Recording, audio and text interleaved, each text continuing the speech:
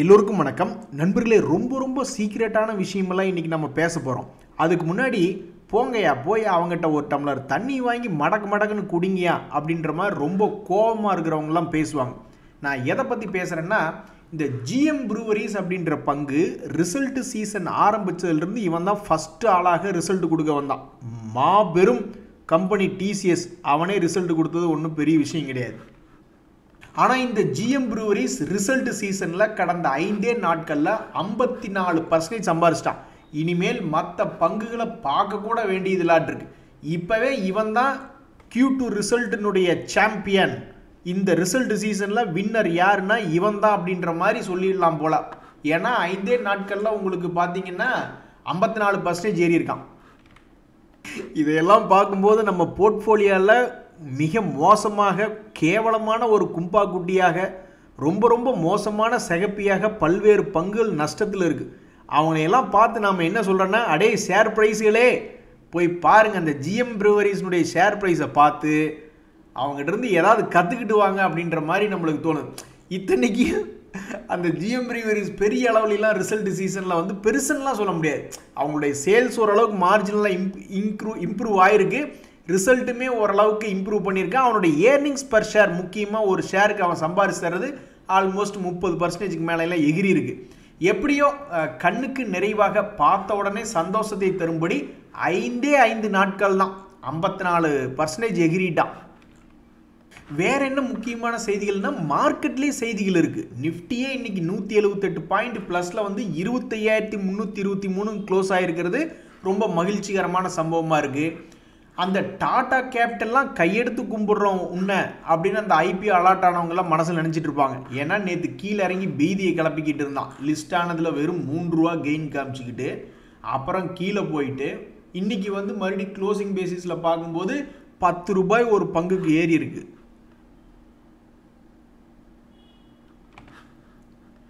அதாவது வாடிய பயிரை கண்ட போதெல்லாம் வாடினேன் அப்படின்னு வள்ளலார் அவர்கள் சொன்ன வாக்கியம் தான் என் மனசுக்கு ஞாபகம் வருது.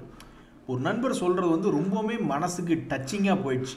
அது ஏன் எப்பவுமே என் போர்ட்ஃபோலியோ மட்டுமே எல்லாமே லாஸில் இருக்குது, ஆனால் ஒருத்தவங்க கூட ப்ராஃபிட்டுக்கு வரமாட்டானே அப்படிங்கிற மாதிரி ரொம்பவுமே வருத்தப்பட்டு சொல்கிறார்.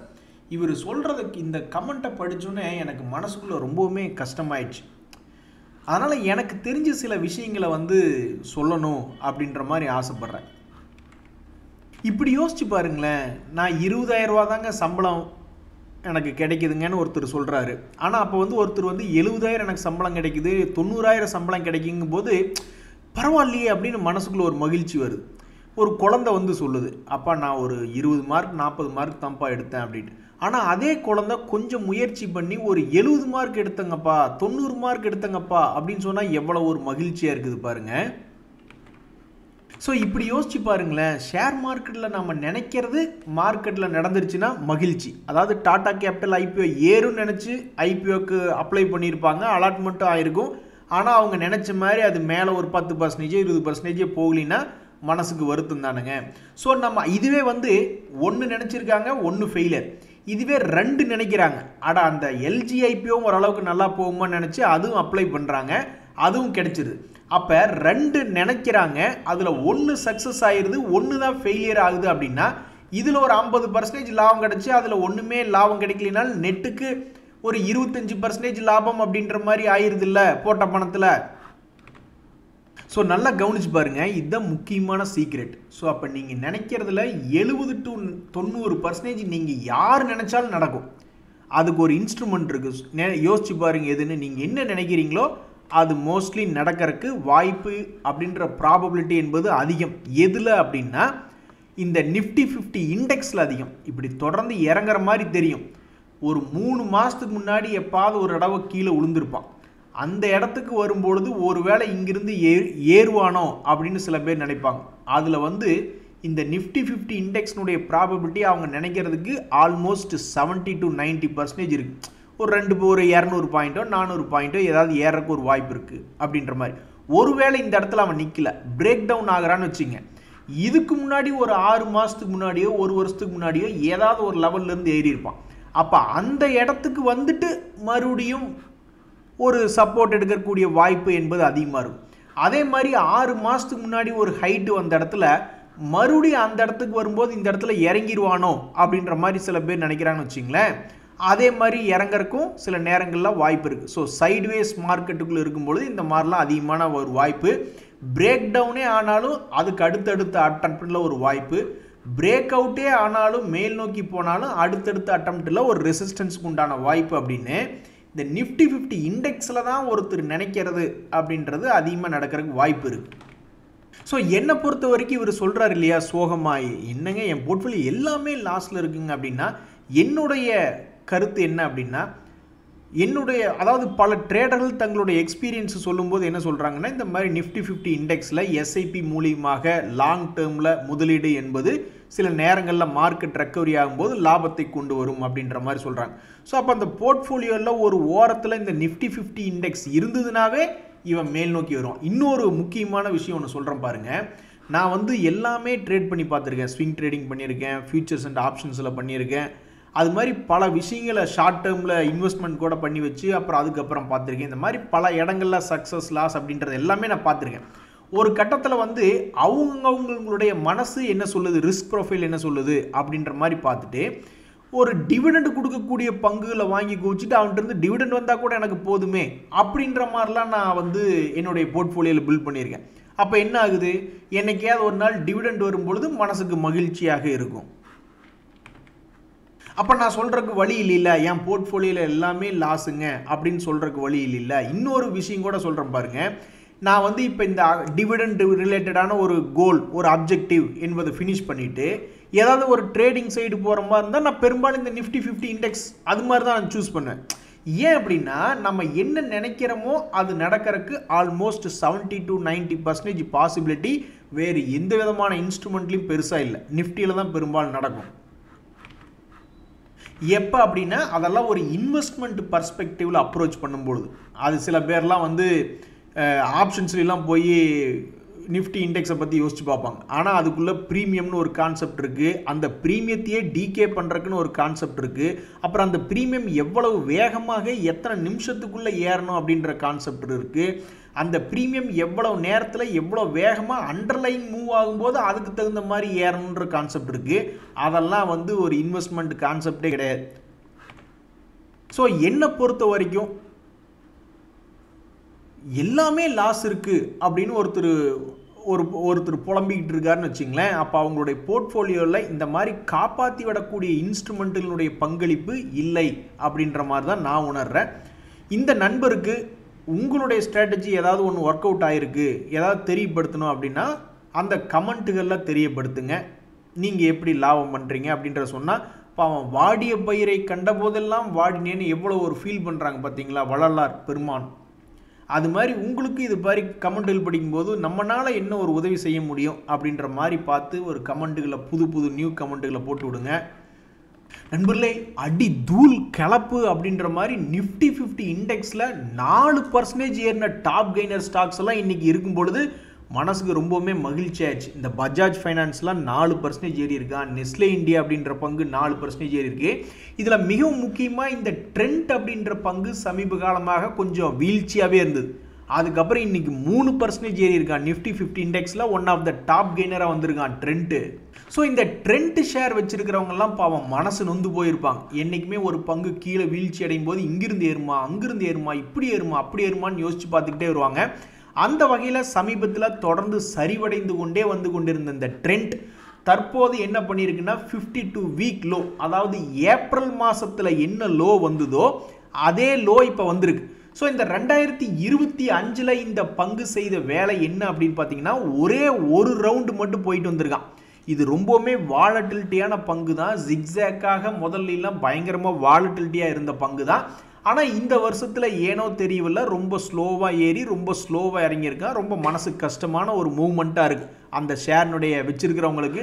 என்னடா சும்மா ஆடிக்கிட்டு இருப்பான், இன்றைக்கி ஒன்றும் பேச்சு மூச்சு அதிகமாக இல்லாமல் ரொம்ப ஸ்லோவாக ஏறி இறங்கிக்கிட்டு இருக்கானேன்னு பாவம் நினச்சிக்கிட்டு இருப்பாங்க. அப்படி இருக்கக்கூடிய பங்கு மறுபடியும் தன்னுடைய 52 வீக் லோ பக்கத்தில் வந்து விழுந்திருக்கு. இனி இவனுடைய வாழ்க்கையில் அடுத்த கட்டமாக என்ன நடக்கும், இந்த ஷேரினுடைய ப்ரைஸ் ஒரு 6 மாதம் கழித்து எடுத்து பார்க்கும்போது தன்னுடைய பழைய விலையை எட்டி பிடிக்குமா, அல்லது இன்னுமே சரிவடைஞ்சு எவ்வளவு தூரம் ஒரு ஷேருக்கு 2000 ரூபாய் இறங்கியிருக்கான்னா அதே 2000 ரூபாய்க்கு இது கீழே இறக்கி காட்டுறானா, அல்லது அந்த 2000 ரூபாய் திருப்பி பிடிக்க போகிறானா அப்படின்றது தெரில. பட் மிகப்பெரிய ஒரு பங்கு, வால்டிலிட்டியான பங்கு, மிக முக்கியமான இடத்துல வந்து இருக்கிறதுனால அடுத்த 6 மாதம் கழிச்சு நியூ இயர் பொங்கல்லாம் சமயத்தில் இந்த பங்கு என்ன விலையில் இருக்கும் அப்படின்னு தெரிஞ்சுக்கிறதுக்கு மக்கள் ரொம்ப ஆர்வமாக இருக்காங்க. இன்னொரு சந்தோஷமான செய்தி என்னென்ன நண்பர்களே, நிஃப்டி நெக்ஸ்ட் 50 இண்டெக்ஸ் எடுத்து பார்த்தீங்கன்னு வச்சிங்களேன், இந்த பஜாஜ் ஹவுசிங் ஃபினான்ஸ் என்ற பங்கு சமீபத்தில் கும்பா குட்டிகளை மட்டுமே ட்ரேடர்களுக்கு பரிசாக கொடுத்துட்டு இருந்தது. எத்தனையோ ட்ரேடர்கள் பார்த்துக்கிட்டே இருந்திருப்பாங்க, பரவாயில்லையே இங்கே ஏதாவது ரிவர்சல் விழுந்துருமா அப்படின்ற மாதிரி பார்த்துக்கிட்டு இருந்திருப்பாங்க. உழுகலை, அதுவும் ஃபெயிலியர். மறுபடியும் வந்து இந்த இடத்துல ஒரு ரிவர்சல் உழுகுமா அப்படின்னு ஒவ்வொரு முறையாக கடந்த ஒரு வருஷமாகவே பார்த்துக்கிட்டு இருக்காங்க. இப்போ வரைக்கும் ஒரு பெரிய உருப்படியான ரிவர்சல் இல்லை. ஒரே ஒரு முறை இந்த வருஷத்தில் மே ஜூன் மாதத்தில் ஒரு 110 ரூபாயிலிருந்து ஒரு 130 ரூபா, ஒரு 20% ஒரு ரிவர்சல் போயிருந்தான்னு வச்சுக்கோங்களேன். பட் அதுக்கப்புறம் வந்து எந்த ஒரு ரிவர்சலுக்குமே அவனுக்கு மதிப்பும் மரியாதையும் இல்லை. எல்லா ட்ரேடர்களும் புடிங்கடா கும்பா குட்டிகளா அப்படின்னு ஸ்டாப் லாஸை போட்டு ஹிட் பண்ணிக்கிட்டே இருந்திருக்கான். இப்போ கூட சமீபத்தில் பார்த்தீங்கன்னா ரிவர்சல் காட்டுற மாதிரி காமிச்சு அவனுடைய ஸ்டாப் லாஸை ஹிட் பண்ணி விட்டுட்டு இன்னைக்கு என்ன பண்ணியிருக்கான் அப்படின்னா, டே ஏமாத்துக்காரா, ஏமாத்து வேலையை பண்ணி வச்சிருக்க அப்படின்ற மாதிரி இந்த பஜாஜ் ஹவுசிங் ஃபைனான்ஸ் அப்படின்ற பங்கு இன்னைக்கு நிஃப்டி நெக்ஸ்ட் 50 இண்டெக்ஸில் 4% என்பது ஏறி இருக்கு. டே ஏமாத்துக்காரா, துரோகி, இப்படி ஸ்டாப் லாஸை ஹிட் பண்ணி விட்டுட்டு அடுத்த நாளே இப்படி 3.5% ஏறி இருக்கியே, நீ எல்லாம் எப்படி நீ இருப்ப அப்படின்னு பல ட்ரேடர்கள் வந்து போவான் மனசு கொந்தளிச்சுக்கிட்டு இருப்பாங்க. ஸோ இனி அடுத்தடுத்த நாட்களில் இப்படி ஏமாற்றி விட்ட இந்த பஜாஜ் ஹவுசிங் ஃபைனான்ஸ் அப்படின்ற பங்கு அடுத்தடுத்த நாட்களில் என்ன செய்யும் அப்படின்னு பார்க்கறதுக்கு பல ட்ரேடர்கள் ஆர்வமாக இருக்காங்க. நிஃப்டி மிட் கேப்புகளை பொறுத்த வரைக்கும் காலையில் இருந்த அதே ஹீரோஸ் தான், படம் முடிகிற வரைக்கும் ஹீரோவாகவே இருந்தாங்க அப்படின்ற மாதிரி.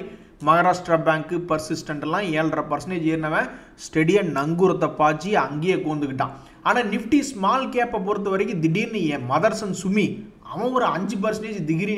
இந்த சிஎஸ்சி அப்படின்ற பங்கு ஒரு டிவிடெண்ட் கொடுக்கக்கூடிய பங்கு, அவன் என்னடானா திடீர்னு இன்னைக்கு 5% எகிரி இந்த ஸ்மால் கேப் இண்டெக்ஸில் ஒரு டாப் கெய்னரில் ஒருத்தனா வந்துட்டான். ஸோ இந்த சிஎஸ்சி பங்கு சமீபத்தில் என்ன நடந்தது, சில பேர்லாம் நினச்சிருப்பாங்க வந்தால் டிவிடெண்டு இல்லைன்னா ஏதாவது அந்த ஸ்டாக் ப்ரைஸ் ஏறட்டும் அப்படின்ற மாதிரி நினச்சிட்டு சில பேர்லாம் வந்து 3 months லோ அப்படின்ற மாதிரி ஆகஸ்ட் மாதத்தில் வந்து 150 ரூபாய்க்கு ட்ரேட் ஆகிட்டு இருந்தான். அதுக்கப்புறம் கொஞ்சம் கொஞ்சமாக ஏறி இன்னைக்கு 176 ரூபாய்க்கு தன்னுடைய பழைய ஹையை மீட்டெடுத்திருக்கான். ஸோ டிவிடெண்ட் தரக்கூடிய பங்குகளில் சில பேர்த்துக்கு இது ஒரு மைண்ட் ரிலாக்ஸ், சரி அவன் லோனில் இருந்து மேலே வந்தாலும் சரி தான், இல்லைன்னா கீழே போனாலும் டிவிடெண்டாக கொடுப்பானே அப்படின்ற மாதிரிலாம் சில பேர் இருப்பாங்க. ஸோ இன்றைக்கி இந்த சிஎஸ்சி ஸ்மால் கேப் இண்டெக்ஸ் ஏறி வந்தது ஒரு விசேஷம். இன்னொரு பங்கு சிக்னேச்சர் அப்படின்னு நிறையா பேர்த்துக்கு அது என்ன பங்குனே தெரியாது. சரி ஸ்மால் கேப்பில் டாப் கெய்னராக வந்துட்டான். அது வேற ஒன்றும் இல்லை சிம்ரன், அது ஒரு ரியல் எஸ்டேட் கம்பெனி அப்படின்ற மாதிரி. இந்த சிக்னேச்சர் குளோபல் அப்படின்ற பங்கு ரியல் எஸ்டேட் டெவலப்மெண்ட்டில் இருக்குது. இன்றைக்கி சோபா முதல் கொண்டு நிறைய ரியல் எஸ்டேட் கம்பெனிஸ் கொஞ்சம் மேலே ஏறி இருந்தால் ஏதோ ஒரு குரூப்பில் என்னமோ பண்ணுறான்னு நினைக்கிறேன், அதை ஏதோ இன்றைக்கி ஒரு நாள் ஏற்றி விட்டுருக்காங்க. ஸோ நாளைக்கெல்லாம் எப்படி இருக்குன்னு தெரில. 52 வீக் லோவில் இருந்த இந்த சிக்னேச்சர் குளோபல் அப்படின்ற ஒரு ஸ்மால் கேப் கம்பெனி இன்றைக்கி 5% ஏறி ஸ்மால் கேப் இண்டெக்ஸில் ஒன் ஆஃப் த டாப் கெய்னராக வந்திருக்கான். தற்போது வரை இந்த கடைசி ஒரு வருஷமாக அது நஷ்டம் அப்படின்ற குவார்டர்லி ரிசல்ட் அவன் கொடுக்கல. அதுக்கு முன்னாடியெல்லாம் 59 கோடி 45 கோடி நஷ்டம் பண்ணிக்கிட்டு இருந்த கம்பெனி திடீர்னு அவன் வாழ்க்கையில் நஷ்டத்திலிருந்து ப்ராஃபிட் சைடு வந்துட்டான். இனி இந்த ப்ராஃபிட் சைடை தக்க வச்சுக்கிறானா இல்லையா அப்படின்றது தெரில. தற்போதைய நிலைமையில் இந்த பங்கில் என்ன நடந்திருக்கு அப்படின்னு பார்த்தீங்கன்னா, தன்னுடைய 52 வீக் லோவில் இருந்து ஏறி இருக்கு. இந்த வருஷத்தில் இது செய்த சாதனை என்ன 2025 அப்படின்றத நம்ம போயிட்டு அந்த சார்ட்டை போட்டு பார்க்கணும். ஏன் அப்படின்னா அது வந்து கேண்டில் ஸ்டிக் அப்படின்ற மாதிரி காட்டாது. ஸோ இதில் பார்த்தோம்னா நம்ம வந்து இது ஒரு வருஷத்துக்கு எவ்வளவு பண்ணியிருந்தான், இந்த வருஷத்தில் இவன் செஞ்ச சாதனை என்ன அப்படின்னா, ஒரு முறை 30% தன்னுடைய லோலிருந்து ஏறி இருக்கான். எதுக்கும் 2025 இங்கிருந்து நீங்கள் பார்க்கும் பொழுது ஒரு முறை ஒரு ரவுண்டு போயிட்டு வந்துட்டான், ஒரு 20% ஒரு ரவுண்டு போயிட்டு வந்துட்டு அதே ஜோன்லேருந்து இன்னொரு 30% இன்னொரு ரவுண்டு போயிட்டான். ஸோ மொத்தம் 2 ரவுண்டு போயிட்டு இப்போ மறுபடியும் 52 வீக் லோவில் இருக்கான். ஸோ 3வது ரவுண்டு ஏதாவது இப்படி போட போகிறானா, அல்லது இந்த டெப்த் அப்படியே கீழே இறக்கி விட்டுட்டு இப்படி கீது போட போகிறானா, அல்லது இப்படியே போகிறானா, அல்லது இப்படி எதுவுமே யாருக்குமே தெரியாதுங்க. தற்போதைக்கு இந்த வருஷத்தில் இந்த பங்கு இந்த ஜோன்லேருந்து 2 ரவுண்டு போயிட்டு வந்திருக்கான். அடுத்தது இவன் என்ன செய்ய போகிறான் அப்படின்னு தெரிஞ்சுக்கிறதுக்கு அந்த பங்கு வச்சிருக்கிறவங்களாம் ரொம்ப ஆர்வமாக இருக்காங்க. ஓ மை காட், இந்த ஆல்கார்கோ இண்டெக்ஸ் அப்படின்னு ஆல்கார்கோன்னு ஒரு ஸ்டாக் எந்த சந்தில் இருந்துற ஓடி வந்த கடைசியில் க்ளோசிங் பேசிஸில் பார்த்தா என் சந்துமாவை தாண்டி நீ 1% ஏறி இருக்க மைக்ரோ கேப் இண்டெக்ஸில். என்ன விஷயம்னு தெரியல, நான் தேடி பார்த்துக்கிட்டு இருக்கேன். அவன் 32 ரூபாயில இருந்தவன் டபக்குன்னு ஏறி 36 ரூபாய்ன்னு போய்கிட்டான். அதாவது இந்த ஆல்கார்கோ லாஜிஸ்டிக்ஸ் அப்படின்ற பங்கு அவனுடைய 52 வீக் லோவில் படுத்த படுக்கையாக 8 மாதத்துக்கு மேலே அப்படியே படுத்த மேனிக்கே இருக்கான். இப்படி இருக்கக்கூடிய பங்கு தன்னுடைய சமீபத்தினுடைய ரிசல்ட்டுகளில் லாஸ் மேக்கிங் ரிசல்ட், எவ்வளவு பெரிய துரதிருஷ்டமோசமான வேலை பாருங்க. அவன் இருக்கான் மைக்ரோ கேப் இண்டெக்ஸ்லாம் இருக்கான், இருந்தாலும் லாஸ் மேக்கிங் ரிப்போர்ட் அப்படின்றது கொடுத்துருக்கான். சமீபத்தில் வேற தகவல்கள் ஏதாவது இருக்குன்னா அது ஒரு 2 நேற்றைய முந்தானேத்து அக்டோபர் 13ஆம் தேதியில் வேணால் ஒரு தகவல் இருந்திருக்கு. ஏன்னா இதுதான் உன் டக்கா இல்லை வேறு ஏதாவது நியூஸ் இருக்குது அப்படின்றது தெரியல. பட் லேட்டஸ்ட் நியூஸ் என்பது தேடி எடுத்து பார்த்துக்கிட்டு இருக்கீங்கள தான் அதில் என்ன சொல்கிறாங்க அப்படின்னா, ஆல்கார்கோனுடைய டீமெர்ஜர் அப்ரூவ் பண்ணிட்டாங்க அப்படின்ற மாதிரி ஒரு தகவல் பார்த்தேன். எப்போ அது 2 நாளைக்கு முன்னாடி தகவல், அதுக்கு அப்போ ஆடாமல் இப்போ வந்து எந்திரிச்சு ஆடிக்கிட்டு இருக்கியே. எப்படியோ நீ எந்திரிச்சு ஆடினதில் ரொம்ப சந்தோஷம்தான் தம்பி அப்படின்னு இந்த ஷேரை வச்சுருக்கிறவங்கெல்லாம் சந்தோஷப்படுவாங்க. ஏன்னா அது 52 வீக்கில் மிகப்பெரிய வெல்த் டெஸ்ட்ராயர். கடந்த ஒரே வருஷத்தில் 40% பணத்தை காணும். இன்றைக்கி காலையில் 50% காணாமல் இருந்திருக்கும்.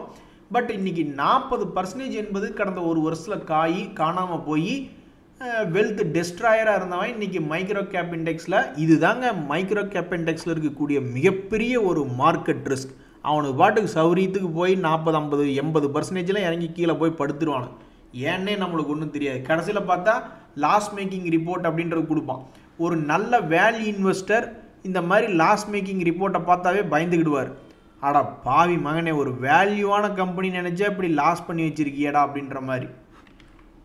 ஷேர் இறங்கினதுலாம் பெருசாக நியூஸே இல்லைங்க நண்பர்களே. நிஃப்டி 50 இண்டெக்ஸ் ஆகட்டும், நிஃப்டி நெக்ஸ்ட் 50 இண்டெக்ஸ் ஆகட்டும், பெருசாக இறங்கின மாதிரி நியூஸ் ஒன்றும் இல்லை. ஆனால் மிட் கேப் இண்டெக்ஸில் வச்சாம் பாருங்க ஒரு சாப்பா. இந்த டாடா இன்வெஸ்ட்னு ஒரு பங்கு 9% இறக்கி விட்டான். இதுக்கு முக்கிய காரணம் அது ப்ராஃபிட் புக்கிங் தான். அதுக்கப்புறம் ஜேகே சிமெண்ட் எந்த சந்திலிருந்து ஓடி வந்தான்னு தெரில, கடைசியில் மனசு புண்படுத்தி விட்டு ஓடி போயிட்டான் நிஃப்டி மிட் கேப் பங்கில். காலையில் நல்லா தான் இருந்திருக்கான். காலையில் 6700 பக்கம் இருந்தவன் க்ளோசிங் டைமில் பார்த்தோம்னா 200 ரூபாயை காணும். அப்படியே சரிஞ்ச மேனிக்கே சரிஞ்சு படுத்துட்டான். மார்க்கெட் இன்னைக்கு இப்படி ஏறிக்கிட்டு இருக்கு, இவன் அப்படியே டைவர்ஜென்ஸ், இவன் கீழே சரிஞ்சு விட்டான் இந்த ஜேகே சிமெண்ட். அதனால் பாவம் மிட் கேப் ஸ்டாக்குல அந்த ஜேகே சிமெண்ட் வச்சவங்களாம் கண்டிப்பாக இன்றைக்கி இன்னொருத்தன் நுவாக்கோன்னு காலையில் இவன் எங்கேயுமே காணோம் ஸ்மால் கேப் இண்டெக்ஸில். அவனை பிடிச்சி க்ளோசிங் டைமில் டேய் எவனாவது ஏறி சாதனை பண்ணுங்கடான்னா இறங்கி சாதனை. அதாவது டாப் லூசர் லிஸ்ட்டில் காலையில் வரைக்கும் அவன் வரவே இல்லை. ப்ளஸில் ட்ரேட் ஆகிக்கிட்டு இருந்தான். 430 ரூபாயில் ட்ரேட் ஆகிட்டு இருந்திருக்கான். அதுக்கப்புறம் க்ளோசிங் பேசிஸில் பார்த்தோம்னா இதுக்கு பேர் தாங்க ஷேர் மார்க்கெட்டில் கிராஷ் அப்படின்னு சொல்கிறாங்க. Share market fall, share market crash, மனசை வழி ஏற்படுத்தக்கூடியது எல்லாமே மார்க்கெட் ஃபால், மார்க்கெட் கிராஷ் அப்படின்றதான். ஸோ நுவாக்கோ விஸ்டர்ஸ் அப்படின்றது கண்டிப்பாக இன்றைய மார்க்கெட்டில் ஒரு வடு, நெஞ்சுக்குள்ளே சுட்ட மாதிரி ஒரு வடுன்னு வச்சுக்கிங்களேன். இந்த சயன் டிஎல்எம்எல்லாம் இன்றைக்கி ரிசல்ட்டினோட இம்பேக்ட், மார்க்கெட்டு கும்பா குட்டி ரிசல்ட்டுன்னு மார்க்கெட் ட்ரீட்மெண்ட் கொடுத்து அதை பாராட்டி இன்றைக்கி தூக்கி உள்ள. நீ ரிசல்ட் கொடுத்ததுக்கப்புறம் 5% இறக்கி விட்டாங்க பாவம் மைக்ரோ கேப் இண்டெக்ஸில். நண்பர்களே, மார்க்கெட்டில் வேறு ஏதாவது முக்கியமான செய்திகள் இருக்கா அப்படின்னு பார்த்துக்கிட்டு இருந்தேன்.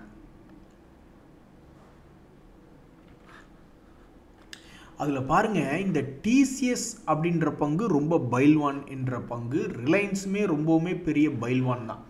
இவங்க 2 பேருமே ஏதாவது ரிவர்சல் போடுவானுங்களா மாட்டானுங்களா, ஏதாவது பிரயோஜனம் வருமா வராதா? அதாவது இந்த ரிலையன்ஸ் என்னமோ தன்னந்தனியாக ஏதோ 2 days மூவிங் ஏவரேஜ் கிட்ட இருக்கான், இவன் முடிவெடுத்து கீழே முடிவெடுத்து போனால் நம்மளுக்கு என்ன அப்படின்ற மாதிரிலாம் சில பேர் நினைப்பாங்க.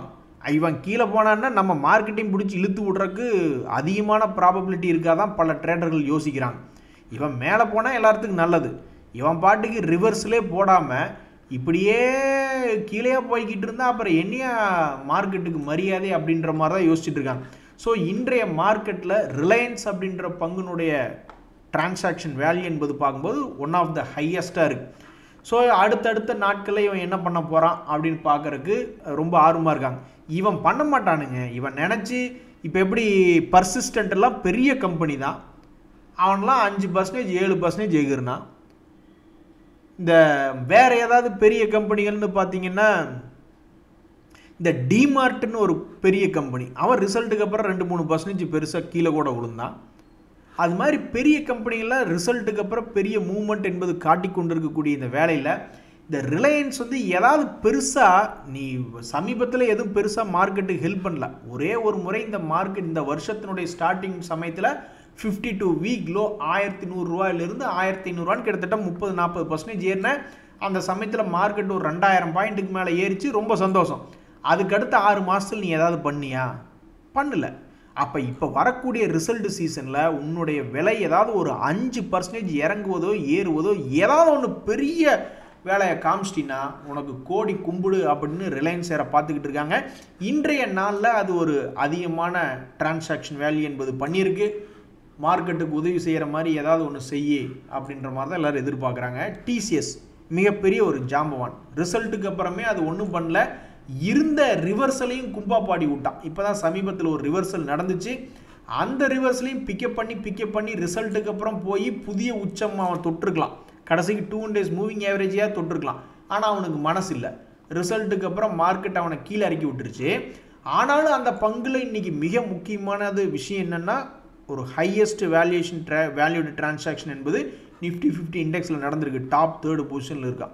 அப்போ டிசிஎஸ் ஷேரில் ஏதாவது அவனு ஒரு 2 பேரும் 2 ஜாம்பவான்களும் கை தோல் மேலே தோல் போட்டு என்னத்தையாவது ஒன்றை பண்ணி அடுத்தடுத்த நாட்களில் 2 பேரும் ஒரே நாளில் 4-5% ஒரு ஆக்சிடென்ட் மாதிரி 2மே மேட்ச் ஆகிற மாதிரி எதாவது பண்ணானுங்கன்னா நம்ம மார்க்கெட்டுக்கு ரொம்பவுமே நல்லாயிருக்கும்.